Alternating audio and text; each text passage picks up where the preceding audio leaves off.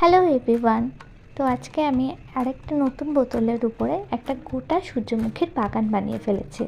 এই সূর্যমুখীর বাগানটা বানাতে গিয়ে প্রথমেই ক্লেগুলোকে ভালো করে মিক্স করে নিয়েছিলাম, আর এবারে আমি অন্যবারের মতো ভুল একদমই করিনি। অন্যবার যে ভুলটা আমি করি, যে একসাথে অনেকটা ক্লে মিক্স করে ফেলি আর শেষে গিয়ে হয়ে যায় শক্ত। তো এবারে আমি অল্প অল্প করে ক্লে নিয়েছি, আর তার সাথে আমি আরেকটা নতুন জিনিস শিখেছি, সূচ দিয়ে ডিটেলিং করা। তো এখানে আমি পাতাটাকে কেটে নেওয়ার পরে পাতার ভিতরে যে ডিটেলিংগুলো, ওগুলো সব সূচ দিয়ে করেছি। এই পুরো বোতলটা করতে আমার 2 থেকে 3 দিন সময় লেগেছে, কারণ আমি ক্লেটাকে ভালোভাবে শুকোতে দিয়েছি। এমনিতে ক্লে 2-3 ঘন্টায় শুকিয়ে যায়, কিন্তু তাও আমি গোটা একদিন রেখেছি, আর তার সাথে জেসো করার ফলে আরও একদিন রেখেছি।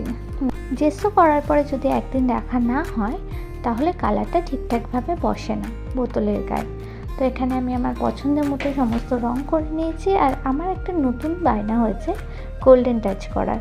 এখন যাই বানাচ্ছি তাতে একটু করে সোনালি ছোঁয়া দিয়ে দিচ্ছি। তো তোমরা জানিও কেমন লাগছে।